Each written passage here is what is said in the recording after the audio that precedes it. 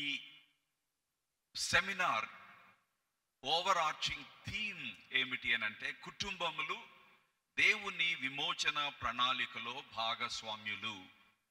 Families as partners with God in his redemptive plan. దేవుడు అనాది కాల సంకల్పములోనే మానవులను సృష్టించడానికి ముందే, సృష్టిలో దేనిని కలిగించడానికి ముందే, భూమి పునాదులు వేయబడక ముందే మానవులకు రక్షణ అవసరమవుతుందని ముందుగానే ఎరిగి ఆ రక్షణ కొరకు ఒక బృహత్తరమైనటువంటి ప్రణాళికను వేశారు.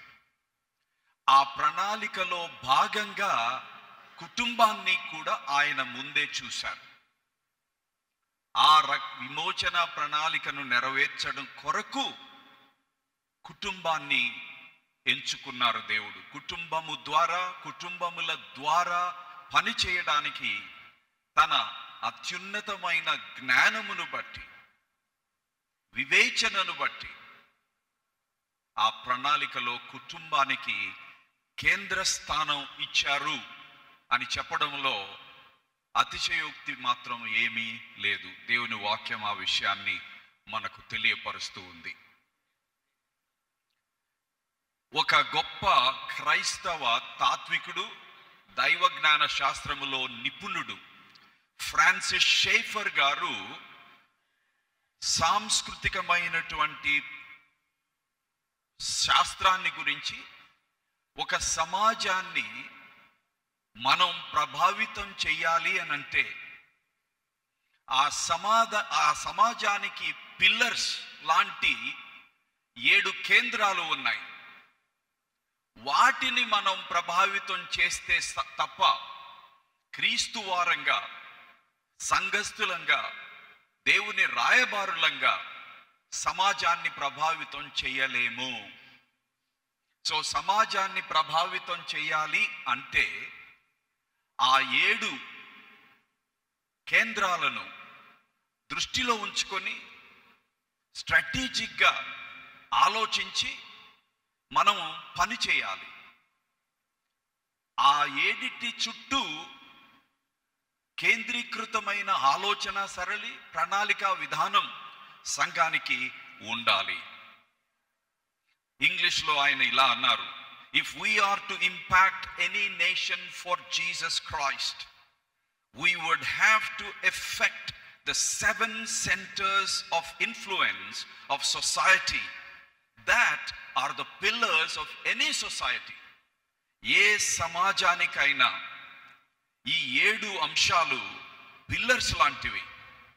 అవి ఎలా ప్రభావితం చేయబడితే సమాజం అలా ప్రభావితం చేయబడుతుంది. ఎందుకంటే సమాజాన్ని ఒక రకంగా ఆ 7 కంట్రోల్ చేస్తూ ఉంటాయి. వాటిని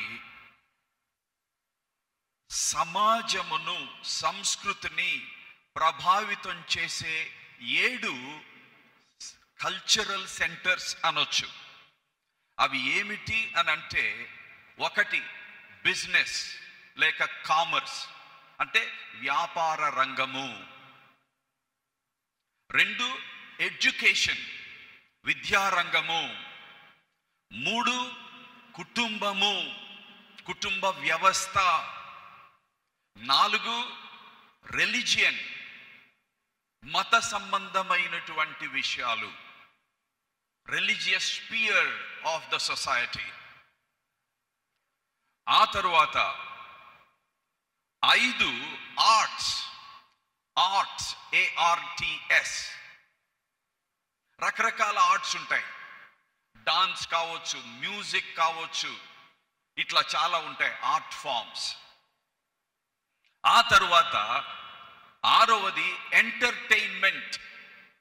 ఎంటర్టైన్మెంట్ ఇండస్ట్రీ. మనకందరికీ సుపరిచితం. నాటకాలు కావచ్చు, నాట్యాలు కావచ్చు, సినిమాస్ కావచ్చు. ఆ సినిమాల్లో కూడా రకరకాల డాక్యుమెంటరీ ఫిల్మ్స్ ఉంటాయి. ప్యూర్ ఎంటర్టైన్మెంట్ కోసం ఉంటాయి. కొన్ని రాంగ్ వేస్లో సొసైటీని నడిపించే విధంగా ఉంటాయి. కొన్ని మోరల్గా, న్యూట్రల్గా ఉంటాయి. సో ఎన్నో రకాల ఎంటర్టైన్మెంట్ మోడ్స్ ఉన్నాయి. అవి మానవ జాతిని, సమాజాన్ని, వ్యక్తులను, కుటుంబాలను బాగా ప్రభావితం చేసేవి. చివరిది మీడియా. అది సోషల్ మీడియా ఈ రోజున ఎంత ప్రభావితం చేస్తుందో సమాజాన్ని మనం చెప్పలేం. చాలా తీవ్రమైనటువంటి పరిణామాలకు దారితీస్తుంది సోషల్ మీడియా. ఆ సోషల్ మీడియాలో వాట్సాప్ చాలా కామన్ అయిపోయింది. వాట్సాప్, యూట్యూబ్, వీటి వలన మనుషులకు చాలా ఫ్రీడమ్ వచ్చింది. వాటి ద్వారా సమాజాన్ని చాలా విధాలుగా ప్రభావితం చేస్తూ ఉన్నారు. సో సమాజాన్ని ప్రభావితం చేసే 5+2 7 పిల్లర్స్ లాంటివి, కల్చరల్ ఇన్ఫ్లుయెన్స్ అవి సెంటర్స్. వాటిలో కుటుంబాన్ని మనం చూడగలుగుతున్నాం. అంటే కుటుంబానికి, సమాజానికి అంత విడదీయలేనటువంటి సంబంధం ఉంది. ఒక రకంగా కుటుంబములో ఏం జరుగుతుందో అది క్రైస్తవ సంఘములోను, లార్జర్ స్కేల్లో సమాజములోనూ ప్రతిబింబింపబడుతుంది. చాలాసార్లు మనం సమాజం మారాలి, సమాజాన్ని మార్చాలి అనే మాటలు వింటుంటాం. కానీ సమాజం మారాలంటే కుటుంబం మారాలి. కుటుంబం మీద పడుతున్న ప్రభావములు ఏమిటి, ఆ ప్రభావములను మనం ఎలా కౌంటర్ చేయొచ్చు, ఎలా రెసిస్ట్ చేయొచ్చు అనేది మనం నేర్చుకుంటే తప్ప మనం సమాజాన్ని దేవుని సాక్షులంగా, క్రైస్తవ సంఘంగా, దేవుని శరీరంగా, కుమారుడైన యేసు క్రీస్తు ప్రభు యొక్క శరీరం. ఈ రోజున యేసు క్రీస్తు ప్రభు వారు లిటరల్గా హీ ఈజ్ యాబ్సెంట్. అంటే మహిమ శరీరముతో పరలోకమునకు ఎక్కిపోయి తండ్రి కుడిపార్శ్వమున కూర్చొని ఉన్నారు. సో ఆనాటి శిష్యులు పునరుద్ధానుడైన ప్రభువుని చూడగలిగినట్లుగా తర్వాత ఇంకెవరు చూడటానికి వీలు లేదు. అపోస్తలులకు ఉన్నటువంటి ఒక ప్రత్యేకత అది. అందుకనే చూచి నమ్మిన వారి కంటే చూడక నమ్మిన వారు ధన్యులు అన్నారు ప్రభు. అంటే శిష్యులందరూ, అపోస్తలుల వరకే కాదు, ఆనాటి శిష్యులందరూ ఏదో ఒక విధంగా, ఏదో సందర్భంలో మృత్యుంజయుడై 3వ దినమున సమాధి నుంచి తిరిగి లేచిన మహిమ శరీరమును ధరించిన, ఆయనలో నిత్య జీవమున్నదని రుజువు చేసి ఆ సువార్త ద్వారా అమరత్వాన్ని వెలుగులోనికి తీసుకొని వచ్చిన క్రీస్తు ప్రభుని వాళ్ళు చూచినట్లు తరువాత తరాలలో ఎవరు చూడలేదు, మనము చూడలేము. అలాంటి పరిస్థితులలో దేవుణ్ణి చూడాలి, క్రీస్తు ప్రభువుని చూడాలి, రక్షకుణ్ణి చూడాలి, విమోచకుణ్ణి చూడాలి అని మానవులు కోరుకుంటూ ఉన్నారు. ఆ కోరిక తీరాలి అని అంటే క్రీస్తు శరీరమైన సంఘము ద్వారానే సాధ్యం. సంఘము క్రీస్తును సమాజానికి చూపించగలిగి ఉండాలి. మామూలు పరిస్థితులలో నన్ను మీరు తెలుసుకోవాలి అని అంటే నా శరీరాన్ని చూడాలి. ఎక్కడికైనా వెళుతున్నప్పుడు నాకు గడ్డం ఉంటుంది, నేను పలాని రంగు షర్ట్ వేసుకొని వస్తాను, నాకు తెలియని వాళ్ళు నన్ను గుర్తుపట్టి రిసీవ్ చేసుకోవాలంటే నేను కళ్ళజోడు కూడా పెట్టుకుంటాను. సో క్రీస్తును ఈ రోజున సమాజం చూడాలి అని అంటే అది కేవలము క్రీస్తు శరీరమైన సంఘము ద్వారానే సాధ్యం. కానీ చాలా సందర్భాలలో క్రీస్తును సమాజానికి చూపించే స్థితిలో సంఘం ఉండడం లేదు. 21వ శతాబ్దపు క్రైస్తవ సంఘము చాలా సవాళ్లను ఎదుర్కొంటూ ఉంది. ఆ సవాళ్లకు ధీటిగా ప్రతిస్పందించే స్థితిలో సంఘం చాలా సందర్భాల్లో, చాలా ప్రదేశాలలో ఉండటం లేదు. నేను ఒకసారి ఢిల్లీ నుంచి విజయవాడ వరకు ట్రైన్లో ప్రయాణం చేస్తున్నా. నా తోటి ప్రయాణికులతో ఎప్పుడు కాన్వర్సేషన్ బిల్డ్ చేసి వాళ్లకు వీలైనంత వరకు సువార్త చెప్పాలి అని ప్రయత్నం చేస్తూ ఉంటాను. ఆ ప్రాసెస్లో ఐఏఎస్ ఆఫీసర్స్, ఐపీఎస్ ఆఫీసర్స్, గురువులు, గురునీలు, రాజకీయవేత్తలు, రకరకాల బిజినెస్ లీడర్స్ కలుస్తూ ఉండేవారు. ఒక సందర్భంలో ఎల్కే అద్వానీ గారు కలిశారు. ఆయన దగ్గరికి వెళ్ళాలి అని అంటే చాలా బ్యారియర్స్ దాటుకుని వెళ్ళాలి. ఒక 7 నిమిషాలు ఆయనతో మాట్లాడి సువార్త సత్యాన్ని చెప్పడం జరిగింది.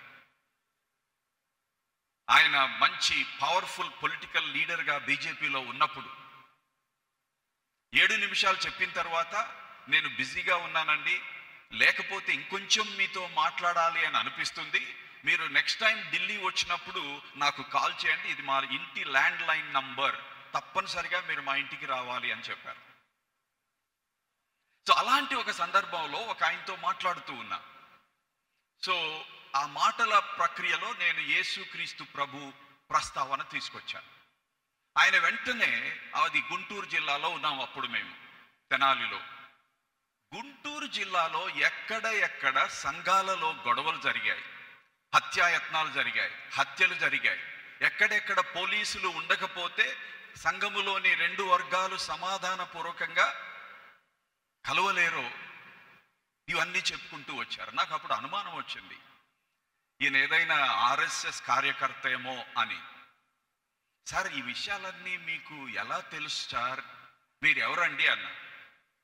అప్పుడు చెప్పారు, నేను గుంటూరు జిల్లా ఎస్పీని సార్ అని. ఫలాని సంఘంలో ఇలా జరిగింది, every single case in the whole district ఆయన చెప్పేస్తా ఉన్నారు. ఈ పరిస్థితుల్లో క్రీస్తు ప్రభువుని గురించి ఎలా చెప్పాలి నాకు అర్థం కావడం లేదు. ఎందుకంటే క్రీస్తు శరీరమైన సంఘం చిన్నాభిన్నమైపోతుంది, అక్రమమైన మార్గాలలోనికి వెళ్ళిపోతుంది. సమాధానకర్త అయిన క్రీస్తు ప్రభువుని లోకానికి పరిచయం చేయవలసిన మనమే సమాధానము లేకుండా అసమాధానంతో ప్రభు నామాన్ని అగౌరవపరిచే విధంగా ఉంటున్నాం. అయితే దేవుడు, నాకు పరిశుద్ధాత్మ దేవుడు ఒక తలంపించారు.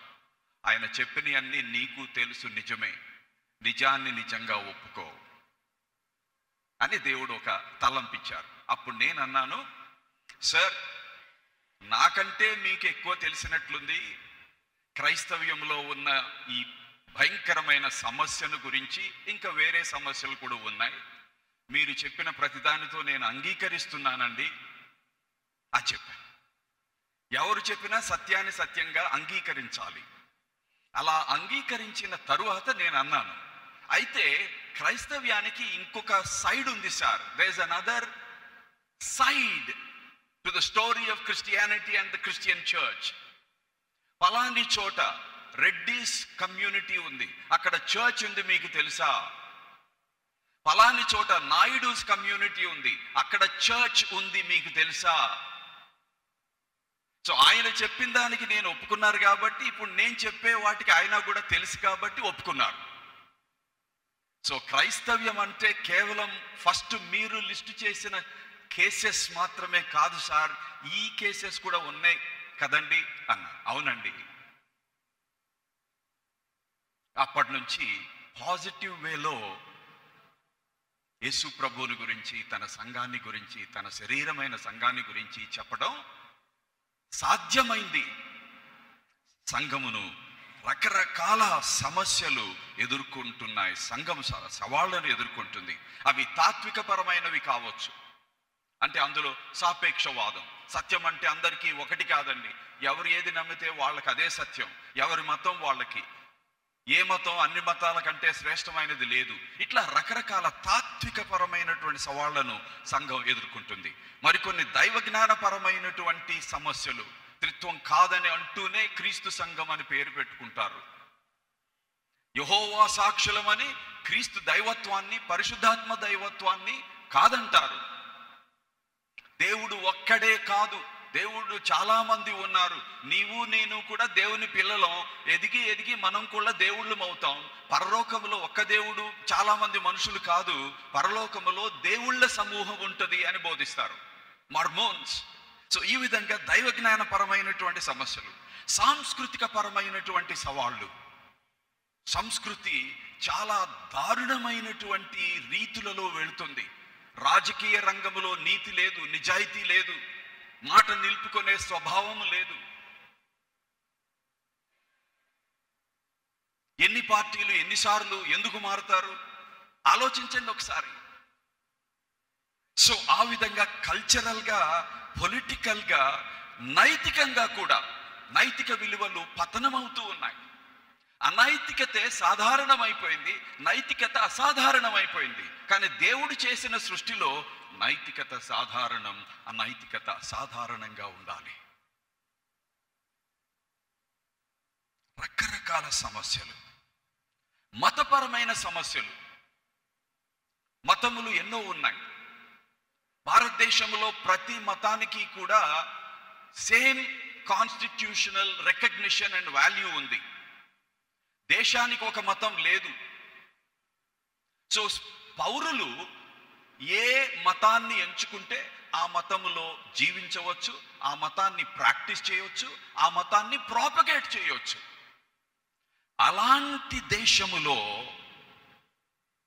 కాన్స్టిట్యూషన్ని వ్యతిరేకిస్తూ ఫ్రీడమ్ ఆఫ్ రిలీజన్ యాక్ట్స్ అని రిలీజియస్ ఫ్రీడమ్ని రిస్ట్రిక్ట్ చేసే లాస్ వస్తున్నాయి.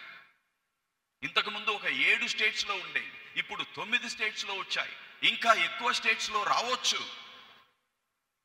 క్రైస్తవుల మీద దాడులు ఎక్కువ అవుతున్నాయి, హింస ఎక్కువ అవుతుంది. కొన్ని చోట్ల క్రైస్తవులము అని చెప్పాలి అని అంటే ముందు కలెక్టర్ దగ్గరికి వెళ్ళి ఏదో బాండ్ రాసి, ఎవరూ నన్ను బలవంతం చేయలేదు, ఎవరూ నన్ను లోపరుచుకోవడానికి ప్రయత్నం లేదు, నా అంతటికి నేనే ఈ నిర్ణయం చేసుకున్నానని కలెక్టర్ దగ్గరికి వెళ్ళి రాసివ్వాలి. ఆ కలెక్టర్ కొంతకాలం టైం తీసుకొని వెరిఫై చేస్తాడు, ఆ తర్వాత పోలీస్కి ఇన్ఫార్మ్ చేస్తాడు. అప్పుడు ఈ ప్రాసెస్ అంతా ఎందుకండి? It's a matter of my choice. So ఇలా రిలీజియస్ ఛాలెంజెస్.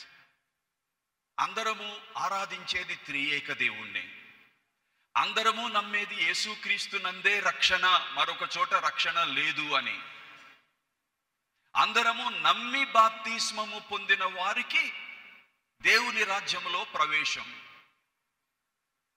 యేసుక్రీస్తును ఎవరైతే తమ సొంత రక్షకుడిగా కలిగి ఉంటారో వారు మాత్రమే దేవుని బిడ్డలు, కుమారులు, కుమార్తెలు. బైబిల్లో ఉన్న సత్యమే. కానీ ఈ ఒక డినామినేషన్కి ఒక డినామినేషన్కి పడదు. వాళ్ళు వీళ్ళని, వీళ్ళు వాళ్ళని విమర్శించుకోవడం, తిట్టుకోవడం, దూషించుకోవడం. అలాగే ఈ క్రైస్తవ బోధకులు దౌర్భాగ్యపు స్థితిలో పబ్లిక్ ఎరీనాలో, సోషల్ మీడియాలో ఒకరి మీద ఒకరు ఎంత నీచమైన భాషను ఉపయోగిస్తున్నారు, దుర్భాషలాడుతున్నారు. మన అంతర్గతమైన విషయాలని కూడా బయటకు తీసుకువెళ్ళి ప్రభు నామాన్ని అవమానపరుస్తున్నారు, సువార్తను బలహీనపరుస్తున్నారు, క్రైస్తవ్యాన్ని ఒక నెగటివ్ వేలో సమాజానికి చూపిస్తున్న దుస్థితులు. సంఘం ఈ పరిస్థితులను ఎదుర్కొంటుంది. అంతటితో ఆగదు. డాక్ట్రైనల్ ఇష్యూస్, సిద్ధాంతపరమైనటువంటి విషయాలు.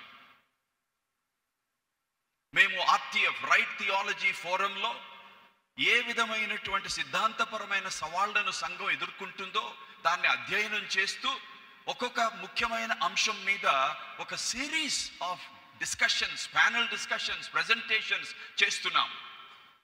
పోయిన శుక్రవారం మేము ఆర్టీఎఫ్లో రెవరెండ్ అండ్ ప్రొఫెసర్ రజనీకాంత్ గారు, నేను, జాన్ క్రిస్టోఫర్ గారు పరిశుద్ధాత్మను గురించినటువంటి విషయాలలో ఎలాంటి తప్పుడు బోధలు వస్తున్నాయి, ఎలాంటి సమస్యలను సంఘం ఎదుర్కొంటుంది, విశ్వాసులు ఎదుర్కొంటున్నారు, దాని మీద ఒక ఓవర్ ఆర్చింగ్ ఎపిసోడ్ చేశాం.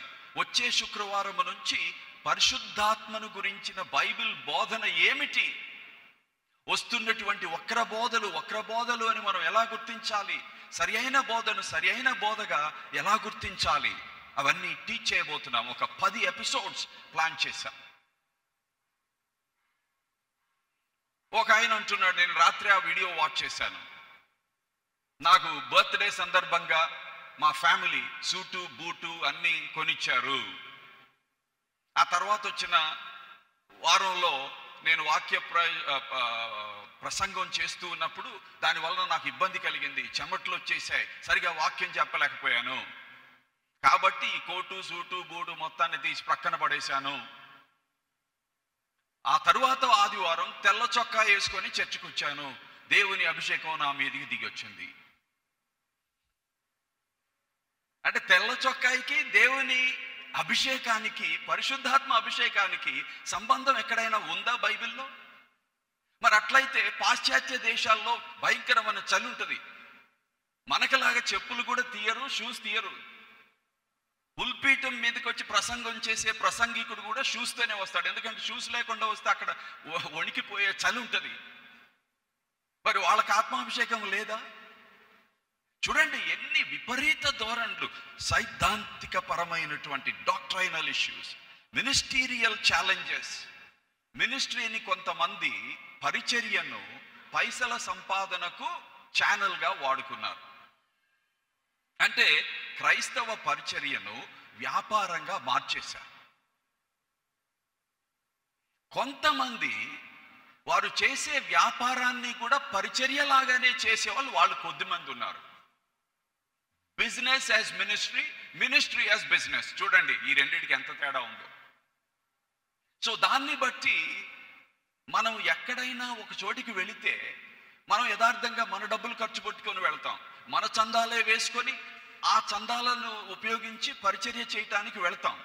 ఆ పరిచర్య చేయటానికి వెళ్ళిన తర్వాత వాళ్ళు ఏమంటారు, మీకు అమెరికా నుంచి డబ్బు వచ్చింది, మీకు ఇంగ్లాండ్ నుంచి డబ్బు వచ్చింది, మీకు తెల్లవాళ్ళ డబ్బు వచ్చింది, అందుకనే మీరు ఈ పని చేస్తున్నారు, వండి మా దగ్గరికి రావద్దు అంటున్నారు. క్రైస్తవ వ్యతిరేకత, సువార్తను వ్యతిరేకించడం ఇంతకు ముందు ఎన్నడూ లేనంతగా ఎక్కువైపోయింది. కరప్ట్ అయిన మినిస్ట్రీ పీపుల్ని బట్టి కరెక్ట్ అయిన మినిస్ట్రీని అంగీకరించకపోతుంది సమాజం. సో మినిస్టీరియల్ పరిచర్యాపరమైన సవాళ్ళు. తర్వాత కొన్ని ప్రాక్టికల్ సమస్యలు. ఉదాహరణకి కరోనా పాండమిక్ టైంలో ఆంధ్ర తెలంగాణ 2 తెలుగు రాష్ట్రాలతో కలిపితే 4,000కు పైగా పాస్టర్స్, సేవకులు చనిపోయారు. ఆ సంఘాలను ఎవరు నడిపించాలి? చాలా ట్రాన్సిషనల్ ఛాలెంజెస్ వచ్చాయి. అట్లా ఇంకెన్నో ప్రాక్టికల్ ప్రాబ్లమ్స్ వస్తున్నాయి. ఇలా సంఘం మొత్తం కూడా ఇలాంటి సవాళ్లను ఎదుర్కొనే దుర్దినాలలో మనం ఉన్నాం.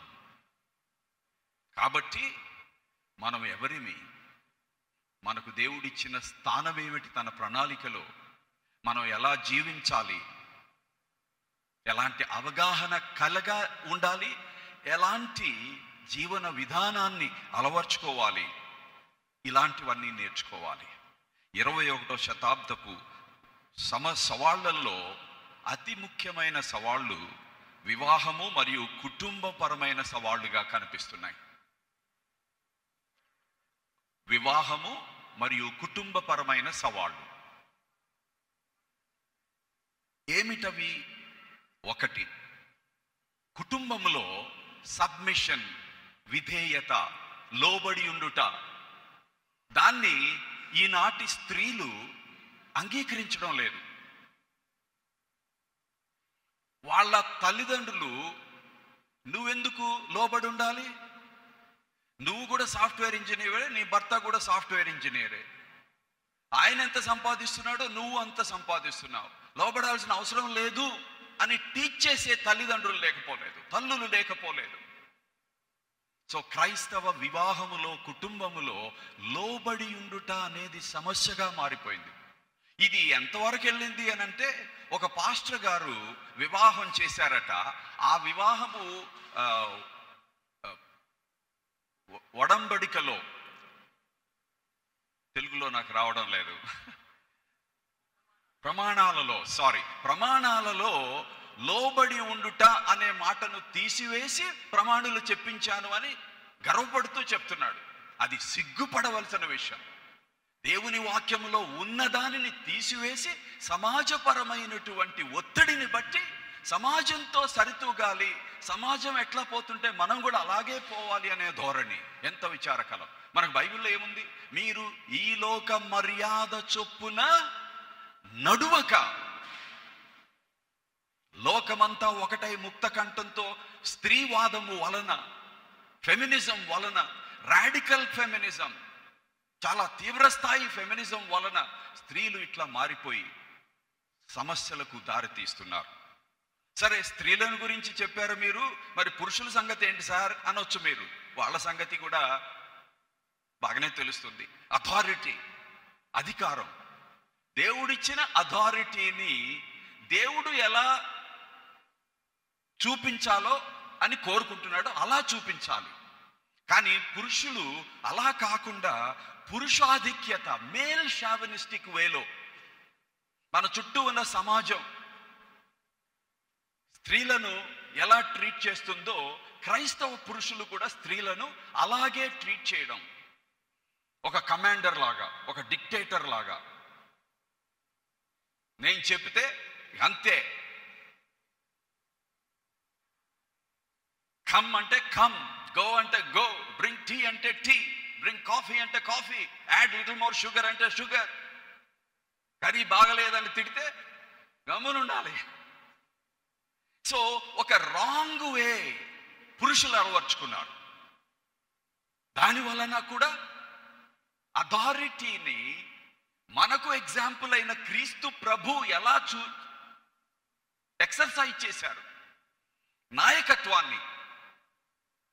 దేవుడు యేసు ప్రభు ఈ లోకంలో ఉన్నప్పుడు ఎలా నాయకుడిగా ఉండి మనకు నమూనా చూపించారు. దాన్ని ప్రక్కన పెట్టి లోకం, కొంతమంది తల్లులు పెళ్ళి అయ్యే సందర్భంలోనో అయిన క్రొత్తలోనో భార్యలకు చెప్తారు, మావాడు కిచెన్లోకి ఎప్పుడూ రాలేదమ్మా అంటే దాని అర్థం ఏంటి? నువ్వు కూడా మావాడు కిచెన్లోకి వచ్చి నీకు హెల్ప్ చేయాలి అని ఎక్స్పెక్టేషన్ ఏం పెట్టుకోబాకు, అది జరగదు అని ముందే చెప్పేస్తున్నారు, ముందు కాళ్ళకు బంధం వేసినట్లు.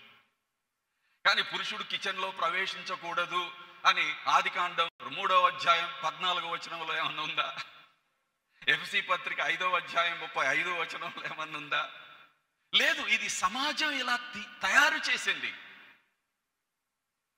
దేవుని వాక్యాన్ని బట్టి మన బాధ్యతలను పంచుకోవాలి. దేవుడు మనకి ఇచ్చినటువంటి బాధ్యతలను నెరవేర్చాలి. ప్రేమపూర్వకమైన నాయకత్వం, త్యాగం చేసే నాయకత్వం. దేవుడు మనల్ని ప్రేమించినట్లుగా మనము మన భార్యలను ప్రేమించే నాయకత్వం. అంతేగాని అధికారం చలాయించే బాసిజం కాదు క్రైస్తవ నాయకత్వం. సో ఆ విధంగా సబ్మిషన్ ప్రాబ్లం అయిపోయింది, అథారిటీ ప్రాబ్లం అయిపోయింది. డివోర్స్ పర్సంటేజ్ బాగా ఎక్కువైపోతుంది. ఇదివరకు క్రైస్తవ సంఘాలలో డివోర్స్ అనే మాట చాలా తక్కువగా వినేవాళ్ళం. ఇప్పుడు చాలా చాలా ఫ్రీక్వెంట్గా వింటున్నాం. చాలా కేసెస్ డీల్ చేయాల్సి వస్తుంది, కౌన్సిలింగ్ చేయాల్సి వస్తుంది. 6 నెలలు అయ్యిందో లేదో ఇద్దరు వేరుగా ఉండి కాల్ చేస్తారు. ఏంటి అనంటే సరైన అవగాహన లేదు, ప్రీ మ్యారిటల్ కౌన్సిలింగ్ లేదు, అడ్జస్ట్ అవటం వాళ్ళకి అలవాటు లేదు. నాది నీది నీది, నీ ఇష్టం నీది, నా ఇష్టం నాది, నీ సంపాదన నీది, నా సంపాదన నాది, నా సంపాదనతో నా ఇష్టం వచ్చింది నేను చేస్తా, నీ ఇష్టం వచ్చినట్టు నువ్వు చేసుకో. కలిసి ఎక్కడుండగలుగుతారు? సంఘములో ప్రీ మ్యారిటల్ కౌన్సిలింగ్ లేదు. మ్యారేజ్ని గురించిన దేవుని వాక్య ప్రమాణాలు ఏమిటి, పద్ధతులు ఏమిటి, విలువలు ఏమిటి, ప్రాధాన్యతలు ఏమిటి అనేది నూరిపోయాల్సినది బదులు సమాజం వాళ్ళకి నూరు పోసేటట్లు వదిలేస్తున్నాం. ఆ సామాజిక ప్రభావం వలన లోక పద్ధతులను, లోకపు విలువలను, లోకపు విధానాలను, లోకపు ప్రాధాన్యతలను కలిగి క్రైస్తవ యవనస్తులు డివోర్స్ మార్గంలో వెళ్తున్నారు. బైబిల్ చెప్తుంది దేవుడు విడాకులను అసహించుకున్నాడు. God hates divorce. ఎందుకంటే దేవుని యొక్క అతి పరిపూర్ణమైన ప్రణాళికలో డివోర్స్కి అసలు స్థానము లేదు. It's out of Bible, it is out of biblical dictionary.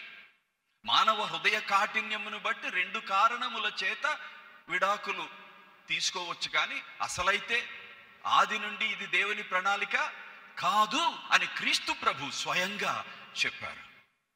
అలాగే డిజొబీడియన్స్ ఆఫ్ చిల్డ్రన్ ఎక్కువైపోతుంది. బిడ్డలారా మీ తల్లిదండ్రులను ఘనపరచండి, మీ తల్లిదండ్రులకు విధేయులై ఉండండి అనే దాని విషయం ఎవరు బోధించడం లేదు సరిగా. మా బాబుకి ఇది సమస్య చిన్నగా ఉన్నప్పుడు. ఇప్పుడు 23 సంవత్సరాల యంగ్ మ్యాన్ అయ్యాడు, 10 సంవత్సరాల వివాహం తర్వాత పుట్టాడు. సో అతను చిన్నప్పుడు he had a genuine difficulty. ఎప్పుడైనా ఏ పరిస్థితి అయినా దేవుడు ఎందుకని, బైబిలు ఎందుకని పిల్లలారా మీ తల్లిదండ్రులకు విధేయత చూపించుడి, తండ్రులారా తల్లులారా మీరు కూడా విధేయత చూపించుడి అని ఎందుకు అనలేదు డాడీ? ఇది అన్యాయం కదా అన్నాడు. ఏం చెప్పాలి? God knows better than you and me and all the parents and all the children. అందరూ తల్లుల కంటే, అందరూ తల్లుల కంటే, అందరూ పిల్లల కంటే సమస్తమును ఎరిగిన వాడు దేవుడు. తన సమస్త జ్ఞానాన్ని బట్టి ఇది మంచిది అని చెప్పారంటే ఇది మంచిదే అయి ఉండాలి. ఎలా మంచిది అవుతుందంటే, నువ్వు 6 సంవత్సరాలు, నా వయసు 46 సంవత్సరాలు, నా మావాడికి నాకు 40 సంవత్సరాల తేడా ఉంది వయసులో. సో నీకంటే చాలా ఎక్కువ కాలం జీవించాను, అనుభవం గణించాను, డక్కా ముక్కా తిన్నాను, పడ్డాను, లేచాను. సో నేను పడి లేచాను కాబట్టి నువ్వు అటు వెళ్తే పడతావురా, పడొద్దు అని చెబితే నువ్వు వినడం నీకు మంచిది నాన్న. లేకపోతే నేను కూడా అదే చేసి పడి కాలిరగొట్టుకొని అప్పుడు నేర్చుకుంటానంటే you will be a fool అని వాడికి మేమిద్దరం కలిసి ఎక్స్ప్లెయిన్ చేయాల్సి వచ్చింది. అప్పుడు చివరికి okay daddy, okay mummy, it make sense, ఇప్పుడు కొంచెం రీజనబులే అనిపిస్తుంది అని ఒప్పుకున్నాడు. ఎందుకు ప్రశ్నిస్తావు? సమాజం అట్లుంది, ప్రశ్నలు వస్తుంటాయి, జెన్యున్ అనుమానాలు వస్తాయి. ఆ అనుమానాలను తీర్చాలి. వాక్య సత్యం ఎందుకు సత్యమో చెప్పాలి, ఎలా సత్యమో చెప్పాలి, దేవుడు చెప్పింది మనం ఎందుకు సత్యంగా స్వీకరించాలో చెప్పాలి. డిసొబీడియన్స్ ఆఫ్ చిల్డ్రన్, డెఫినేషన్స్ మారిపోతున్నాయి. మేము అమెరికాలో ఒక ఫ్రెండ్స్ ఇంట్లో ఉండి అక్కడ పరిచర్య పనులు చేస్తున్నాం. వాళ్ళ ఇంటికి 2 ఇండ్ల అవతల ఉండే 2 పిల్లలు ఉన్నారు. వాళ్ళలో ఒక అమ్మాయి మన ఫ్రెండ్స్ ఇంటికి వచ్చింది. ఆ అమ్మాయి తనంతటికి తానే వాళ్ళ ఇంట్లో విషయాలు చెప్తుంది. 2 స్త్రీలు పెళ్లి చేసుకున్నారు. వాళ్ళిద్దరూ పిల్లలు కంటానికి వీల్లేదు. సో 2 ఆడపిల్లలను దత్తత చేసుకున్నారు. సో ఇప్పుడు పేరెంట్స్, హస్బెండ్ ఎవరు, మదర్ ఎవరు? Oh no no no, I only have parent 1 and parent 2. అర్థమైందా మీకు? మాకు తండ్రి తల్లి అనేవాళ్ళు లేరు, పేరెంట్ 1 పేరెంట్ 2 ఉన్నారు. సో పేరెంట్ అంటే ఎవరు? అర్థం మారిపోయింది. హస్బెండ్ అంటే ఎవరు? అది మనకు అవసరం లేదు. వైఫ్ అంటే ఎవరు? అది మనకు అవసరం లేదు. అది కొట్టేసేయాలి డిక్షనరీలో నుంచి. ఎందుకంటే ఒక స్త్రీ ఇంకొక స్త్రీని పెళ్లి చేసుకోవచ్చు, ఒక పురుషుడు ఇంకొక పురుషుడిని పెళ్లి చేసుకోవచ్చు. సమాజం మ్యారేజ్ అనే పదానికి అర్థం మార్చేస్తుంది, హస్బెండ్ అనే పదానికి అర్థం మార్చేస్తుంది, వైఫ్ అనే పదానికి అర్థం మార్చేస్తుంది, చిల్డ్రన్ అనే పదానికి అర్థం మార్చేస్తుంది. మన జనాంగం, మన తరములో ఉన్న పిల్లలు భయంకరమైనటువంటి ఒత్తిడికి, కన్ఫ్యూజన్కి గురి అవుతున్నారు, లోనవుతున్నారు. దీనితో పాటు marital unfaithfulness, immoral practices like pornography, ఇవన్నీ కూడా సమాజం మన మీద పెను తుపానులాగా తీసుకుని వస్తుంది. దేవుని ఒక్క వాక్యానికి, నీతికి, విలువకు, విధానాలకు భిన్నమైనటువంటి సంస్కృతి క్రైస్తవులను సహితం, సంఘాన్ని సహితం భయంకరంగా ప్రభావితం చేస్తున్న రోజుల్లో మనం ఉన్నాం. కాబట్టి దేవుని యొక్క స్థిరమైన పునాదిని మనం తెలుసుకోవాలి. మ్యారేజ్కి పునాది ఏమిటి, కుటుంబానికి పునాది ఏమిటి, సంఘమునకు పునాది ఏమిటి, వ్యక్తులను గురించిన అవగాహన ఏమిటి, అసలు వ్యక్తిత్వం ఎక్కడి నుంచి వస్తుంది, ఐడెంటిటీ, ఇండివిజువాలిటీ. స్త్రీ, పురుషుడు దేవుడు ఒరిజినల్గా సృష్టించినప్పుడు స్త్రీని గాను పురుషుని గాను సృష్టించను, మధ్యలో ఇంకేమీ లేదు. ఇద్దరిని తన స్వరూపమందు తన పోలిక చొప్పున సృష్టించుకున్నారు. అంటే ఇద్దరు సమానులే. ఇద్దరు ఒక దేవుని చేత అదే మానవత్వంతో అదే దైవ పోలిక చొప్పున సృష్టించబడ్డారు. అందుకనే క్రీస్తు సంఘములో స్త్రీ అని, పురుషుడని, అన్యుడని, యూదుడని, గ్రీకు వాడని, హెబ్రీయుడని, దాసుడని, స్వతంత్రుడని, ధనికుడని, దరిద్రుడని ఏ భేదము లేదు. మనం అందరము ఒక్కటే. సో ఆంటలాజికల్గా మన యొక్క అస్తిత్వం విషయంలో స్త్రీ పురుషులు సమానం. అది మర్చిపోకూడదు. స్త్రీలు మరవకూడదు, పురుషులు మరవకూడదు. పాపములో పడటం విషయంలో కూడా సమానమే, ఏ భేదము లేదు. అందరూ స్త్రీలు, పురుషులు, పెద్దవాళ్ళు, చిన్నవాళ్ళు, విద్యాధికులు, విద్యాహీనులు, ధనికులు, దరిద్రులు, పాశ్చాత్యులు, నల్ల చర్మం కలిగిన వాళ్ళు, తెల్ల చర్మం కలిగిన వాళ్ళు, పసుపు చర్మం కలిగిన వాళ్ళు, మనలాంటి బ్రౌన్ స్కిన్ కలిగిన వాళ్ళు, ఏ భేదము లేదు. అందరూ పాపం చేశారు. అలాగే రక్షింపబడుటలో కూడా స్త్రీలు పురుషులు సమానంగా రక్షించబడ్డారు. ఇవి వాక్యపు పునాదులు, ఇవి వాక్య సత్యాలు. వీటి మీద మనం ఎవరివి? దేవుని చేత తన స్వరూపమందు తన పోలిక చొప్పున ఒకే మానవత్వం కలిగి ఉండేటట్లు సృష్టించారు. దేవుని పోలిక చొప్పున సృష్టించబడిన మనం దేవుణ్ణి రిఫ్లెక్ట్ చేయాలి, ప్రతిబింబించాలి. అంటే మనం ఎలా ఆలోచిస్తున్నాం, ఎలా పనిచేస్తున్నాం, వాటన్నిటిలో కూడా దేవుణ్ణి రిఫ్లెక్ట్ చేయాలి, దేవుణ్ణి రిప్రజెంట్ చేయాలి. నేను క్రైస్తవ భర్తగా, ఇంటిలో నాయకుడుగా దేవుణ్ణి పోలి నా నాయకత్వపు బాధ్యతను నెరవేర్చాలి. క్రీస్తు ప్రభువుని పోలి నా నాయకత్వపు బాధ్యతను నెరవేర్చాలి. అప్పుడు మనం ఆరాధించే, మనం పూజించే త్రిత్వ దేవుణ్ణి లోకానికి, సమాజానికి, ఇతర వ్యక్తులకు రిఫ్లెక్ట్ చేయగలం, పనిలో చూపించగలం, రిప్రజెంట్ చేయగలం. అలాగే 1 కొరింథీ పత్రిక 11వ అధ్యాయం 3వ వచనములో ఉన్నట్లు పురుషుడు స్త్రీకి శిరస్సు అంటే నాయకుడు, పురుషునికి క్రీస్తు శిరస్సు నాయకుడు, క్రీస్తుకు తండ్రి శిరస్సు అంటే కుమారుడైన దేవునికి తండ్రి శిరస్సు 1 కొరింథీ 11:3లో ఉంది. సో స్త్రీలు ఏమి గుర్తించాలి? కుమారుడైన దేవుడు, తండ్రి అయిన, పరిశుద్ధాత్మ అయిన దేవుడు ముగ్గురు సమాన దైవత్వం కలిగినప్పటికీ కుమారుడైన దేవుడు రక్షణ ప్రణాళికను నెరవేర్చడానికి తన్ను తాను రిక్తునిగా చేసుకొని తండ్రితోనూ పరిశుద్ధాత్మతోనూ పరలోకములో ఉండుట విడిచిపెట్టకూడని భాగ్యమని ఎంచుకొనక తన్ను తాను తగ్గించుకొని మానవ రీతిలో దాసుని రూపము దాల్చి వచ్చెను. వాక్యమైన దేవుడు శరీరముగా మారి మన మధ్య నివసించెను. మరి అంతవరకే కాదు, ఇంకెంతగా తన్ను తాను తగ్గించుకున్నాడు అంటే సిలువ మరణము నొందునంతగా తగ్గించుకున్నాడు. మన నాయకుడు, మన మాదిరి, మన నాయకత్వానికి నమూనా ఆ క్రీస్తు ప్రభువు. అందుకనే ఆయన ఎందుకు వచ్చారు అనే ప్రశ్నకి ఆయనే చెప్పిన సమాధానం, మనుష్య కుమారుడు సేవ చేయించుకొనుటకు రాలేదు, కానీ సేవ చేయుటకును అనేకులకు క్రయముగా తన ప్రాణమును అర్పించుటకు వచ్చెను. క్రీస్తు సంఘమును ప్రేమించినట్లు పురుషుడు తన భార్యను ప్రేమించి ఆ ప్రేమతత్వాన్ని కలిగిన నాయకుడిగా ఉండాలి.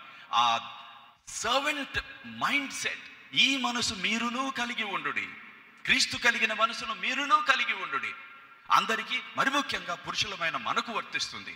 సో ఆ విధంగా దేవుని వాక్యం మనకు స్థిరమైన పునాదిగా ఉన్నప్పుడు ఆ పునాది మీద మనలను మనం కట్టుకోవాలి, మన కుటుంబాలను కట్టుకోవాలి, మన బిడ్డలను పెంచాలి, మన సంఘాన్ని ప్రభావితం చేయాలి. సంఘంలో కూడా ఇలాంటి సంస్కృతి, God given biblical principles and examples and values and ప్రయారిటీస్ని బేస్ చేసుకొని మన కుటుంబాలను కట్టుకోవాలి. వివాహం మీద, కుటుంబం మీద, సమాజ వ్యవస్థలను బలహీనపరచుచున్నటువంటి ఈ అనేకమైనటువంటి తప్పుడు ధోరణులు పెను తుఫాను వలె వచ్చి కొడుతున్నాయి. కాబట్టి మనము దేవుని యొక్క సత్యం అనే పునాది మీద కట్టుకుంటూ దుర్నీతి నుండి తొలగిపోవలను. 2 తిమోతి 2:19లో ఉంది. దుర్నీతి, చాలా ఉంది, అన్ని స్థాయిలలో ఉంది. దాని నుంచి దూరం అయిపోవాలి. నీతి దేవుడు చూపించేది తన వాక్యములో. ఆ విలువలు, ఆ బోధనలు, ఆ పునాదుల మీద మన కుటుంబాలను కట్టుకొని స్థిరపరచుకోవాలి. భారతదేశంలో కూడా స్త్రీ పురుషుల్ని పురుషుడు వివాహం చేసుకోవచ్చు అని 2018 సెప్టెంబర్ 6న సుప్రీంకోర్టు లా పాస్ చేసింది. తరువాత భర్తలు వివాహేతర సంబంధం కలిగి ఉండుట ఇల్లీగల్ కాదు కాబట్టి భార్యలు కూడా వివాహేతర సంబంధం కలిగి ఉండుట ఇల్లీగల్ కాదు అని చట్టం మార్చారు. అసలేం చేసి ఉండాల్సింది? భర్తలు వివాహేతర సంబంధం కలిగి ఉండుట ఇల్లీగల్ చేసి ఉండాల్సింది. అది చెయ్యక భర్తలకి ఇల్లీగల్ కాదు కాబట్టి భార్యలకి కూడా ఇల్లీగల్ కాదు అని సుప్రీంకోర్టు శాసనం పాస్ చేసింది. ఎంత దౌర్భాగ్యపు స్థితికి దిగజారిపోతున్నాయి రాష్ట్రాలు, దేశాలు. కానీ ఆ సంస్కృతి వరవడిలో పడి కొట్టుకుపోయేవాళ్ళు చచ్చిన చేపల వంటి వారు. జీవము కలిగిన చేపలు, జీవము కలిగిన దేవుని బిడ్డలమైతే, క్రీస్తు, జీవము కలిగిన క్రీస్తు ఏ సంగమునకైతే క్రీస్తే శిరసై ఉన్నాడో ఆ శరీరంలో అవయవములైనటువంటి నిజమైన మారు మనసు పొందిన క్రీస్తు ప్రభువుని రక్షకుడుగా, ప్రభువుగా కలిగిన దేవుని దత్తపుత్రాత్మ వలన దేవుణ్ణి తండ్రి అని పిలవగలిగిన ప్రతి విశ్వాసి ఏ శరీరమునకు చెంది ఉన్నారో వారు జీవము కలిగిన చేపల వలె సంస్కృతి వరవడికి వ్యతిరేకంగా ఈదగలిగిన సామర్థ్యంతో సంసిద్ధులం కావాలి. అందుకనే ఈరోజు మొదటి రోజు వివాహం మీద కేంద్రీకరిస్తున్నాం. మన దినాలను మనం చూచినట్లయితే ప్రభువు చెప్పినట్లు నోవాహు దినాల లాంటి దినాల్లో ఉన్నాం, లోతు దినాల వంటి దినాలలో మనం ఉన్నాం. మనుష్య కుమారుని దినములలో అంటే యేసు ప్రభు రెండవ రాకడ చివరి దినాలలో చివరి భాగంలో ఉన్నట్లుగా ఎన్నో సూచనలు మనకు కనిపిస్తున్నాయి. కాబట్టి సమాజం చెడు నుంచి చెడుకు, ఇంకా అతి చెడుకు వెళుతుంది. ఆ సమాజములో పరిశుద్ధత నుంచి పరిశుద్ధతకు, ప్రభువును పోలినటువంటి విధానము నుంచి ఇంకా ఎక్కువగా ప్రభువును పోలిన విధానములోనికి స్త్రీలము, పురుషులము, బిడ్డలము, తల్లిదండ్రులము, సంఘము ఉంటే సమాజాన్ని ప్రభు కొరకు ప్రభావితం చేయగలం. లూకాసు వార్త 17:20-37లో నేను చెప్పినటువంటి విషయాలు మన కోసం రాయబడి ఉన్నాయి. ఆదికాండం 1-2 అధ్యాయాలు మనం చూస్తే సృష్టిలో చాలా ప్రధానమైనటువంటి అంశాలు ఉన్నాయి, బోధనలు ఉన్నాయి. వ్యక్తిత్వమును గురించిన బోధన, వివాహమును గురించిన బోధన, కుటుంబమును గురించిన బోధన, సంఘమును గురించిన బోధన ఉన్నాయి. వ్యక్తిత్వం, నేనెవరిని? నేను దేవుని స్వరూపమందు చేయబడిన పురుషుణ్ణి. నేనెవరినో నాకు తెలియదు కాదు. నేను పురుషునిలాగా కనిపిస్తున్నాను కానీ నా లోపల స్త్రీ స్వభావం ఉన్నది కాదు. నేను స్త్రీలాగా కనిపిస్తున్నాను కానీ స్త్రీ శరీరంలో బంధించబడిన పురుషుణ్ణి నేను, కాబట్టి సర్జరీ చేయించుకొని పురుషుణ్ణి అవుతా కాదు. దేవుని స్వరూపమందు సృష్టించబడిన పురుషుణ్ణి, దేవుని స్వరూపమందు సృష్టించబడిన స్త్రీని. దేవుడు అలాగే ఎందుకు సృష్టించారు? వ్యక్తులను ఇద్దరిని, ఒక స్త్రీని ఒక పురుషుణ్ణి కలిపి మ్యారేజ్, వివాహం చేయాలి అనే ప్రణాళిక ముందే ఉంది. సో వ్యక్తులను అలా సృష్టించడానికి కారణం వివాహం. వివాహం ఎందుకు? కుటుంబం కొరకు. కుటుంబం ఎందుకు? సంఘం కొరకు. సంఘం ఎందుకు? సమాజాన్ని చీకటి నుంచి వెలుగులోనికి నడిపించడానికి, దుర్నీతి నుంచి దేవుని నీతి మార్గంలోనికి నడిపించడానికి, చచ్చిన స్థితిలో నుంచి జీవించే స్థితిలోనికి సువార్తను ప్రకటించడం ద్వారా లోకాన్ని క్రీస్తు వైపు ఆకర్షించడం కోసం. ఆ విషయాన్ని చాలాసార్లు మర్చిపోతూ ఉంటాము. ఆదికాండం 1-2 అధ్యాయాల్లో మానవుల ప్రత్యేక సృష్టి వివరణ ఉంది. ఈ వివరణ దేవుడు మానవులను ఎందుకు, ఏ ఉద్దేశం కొరకు సృష్టించాడో అనే విషయాలను గురించి సూచనప్రాయంగా కొన్ని విషయాలు మనకు కనిపిస్తూ ఉంటాయి. ఆ విషయాలను మనం మరచిపోకూడదు. ఆదికాండం 1-3 అధ్యాయాల్లో 5 ప్రధానమైనటువంటి బోధనాంశాలు మనకున్నాయి. అవి వ్యక్తిగత జీవితానికి, కుటుంబ జీవితానికి ప్రామాణికాలు. 1, స్త్రీలు పురుషులు అస్తిత్వములో సమానులు. Ontological equality of men and women as created in the image of God. దేవుని స్వరూపమందు సృష్టించబడిన మానవ వ్యక్తులుగా స్త్రీలు పురుషులు అస్తిత్వం విషయంలో, ఐడెంటిటీ విషయంలో సమానత్వం కలిగి ఉన్నారు. అయితే రెండవది, అధికారములో బాధ్యతలలో భిన్నత్వం ఉన్నది. పురుషుణ్ణి చేసిన విధానం వేరు, స్త్రీని చేసిన విధానం వేరు. పురుషునిలో పెట్టిన కొన్ని విశిష్టమైన లక్షణాలు ఉన్నాయి, స్త్రీలో పెట్టిన కొన్ని విశిష్టమైన లక్షణాలు ఉన్నాయి. ఈవెన్ మార్ఫలాజికల్, ఫిజియలాజికల్, సైకలాజికల్ ఫ్యాక్టర్స్లో కూడా స్త్రీలకు పురుషులకు డిఫరెన్సెస్ పెట్టారు. ఎందుకు అంటే వివాహములో, కుటుంబ వ్యవస్థలో పురుషునికి కొన్ని బాధ్యతలు ఇచ్చారు, స్త్రీకి కొన్ని బాధ్యతలు ఇచ్చారు. అవి మెరుగైనవి, ఇవి తక్కువైనవి అనేది ఏమీ లేదు. ఎవరికి ఇవ్వాల్సింది వారికి ఇచ్చారు. ఎవరి బాధ్యతలను వారు అవగాహన కలిగి దేవునికి విధేయత చూపిస్తూ కుటుంబం యొక్క క్షేమం కొరకు, సంఘం యొక్క క్షేమం కొరకు, సమాజం మీద మనం ప్రభావితం చూపించడం వరకు ఇది అవసరం. సో అస్తిత్వంలో సమానత్వం, అధికారములో బాధ్యతలలో భిన్నత్వం. సృష్టి క్రమములో పురుషుణ్ణి ముందు సృష్టించారు, తరువాత స్త్రీని సృష్టించాడు. దీన్ని క్రానలాజికల్ ప్రయారిటీ అంటారు. లేకపోతే దీన్ని సృష్టి క్రమంలో ప్రధానత్వము లేక జ్యేష్ఠత్వము అంటారు. ఇంట్లో ఏదైనా పిల్లల మధ్య గొడవ జరిగితే తల్లిదండ్రులు ఏం చేస్తారు? అరే నువ్వు పెద్దోడు ఉన్నావు, నీకు కాస్త బుద్ధి చెప్పడం చేత కాలేదా నీకు? అందుకనే ఆదామును ముందు సృష్టించారు. అక్కడే మనకు ఆదాముకు బాధ్యత ఇస్తున్నారు, నాయకత్వ బాధ్యత. స్త్రీ లేనప్పుడే వాళ్ళిద్దరికీ సంబంధించిన హెచ్చరికలు ఇచ్చారు, పనులు చెప్పారు. స్త్రీని అప్పటికి ఇంకా సృష్టించలేదు. ఉద్దేశం ఏంటంటే పురుషుడు దేవుడి నుంచి పొందిన బోధను స్త్రీకి నమ్మకంగా అందించాలి, నాయకుడుగా బోధించే సమర్థుడుగా ఉండాలి. సో అక్కడే సృష్టి క్రమంలోనే నాయకత్వపు బాధ్యత పురుషునికి దేవుడు ఇచ్చినట్లు మనకు ఇండికేషన్స్ కనిపిస్తున్నాయి. 4, కుటుంబములో నాయకత్వం. అక్కడి నుంచే ఫ్లో అవుతుంది. క్రొత్త నిబంధనలో క్లియర్గా ఉంది. 1 కొరింథీ 11:3లో స్త్రీకి పురుషుడు శిరస్సు, పురుషునికి క్రీస్తు శిరస్సు, కుమారుడైన దేవునికి తండ్రి అయిన దేవుడు శిరస్సు. శిరస్సు అంటే నాయకుడు, పై అధికారము చేయు వ్యక్తి.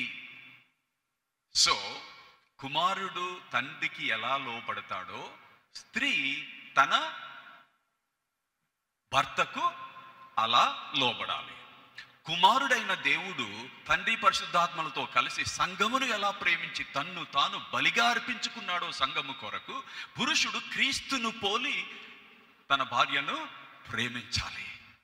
సో స్త్రీకి ఆజ్ఞ లోబడుట, పురుషునికి ఆజ్ఞ ప్రేమించుట.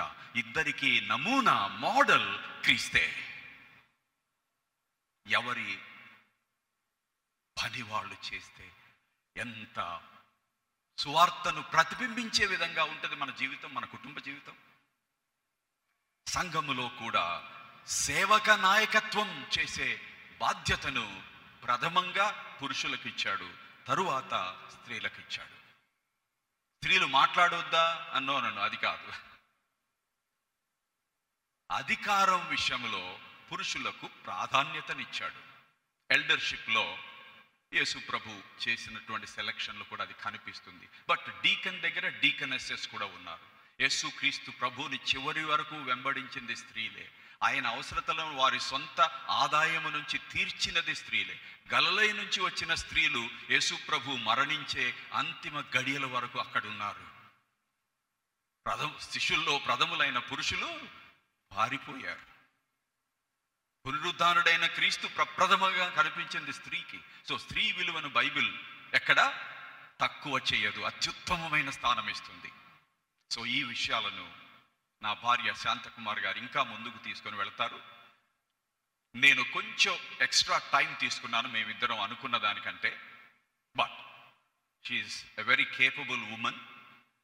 ఇక్కడి నుంచి ముందుకు మనల్ని తీసుకొని వెళ్తారు. బ్రేక్ తర్వాత అనుకుంటాను పాస్టర్ గారికి హ్యాండ్ ఓవర్ చేస్తున్నాను.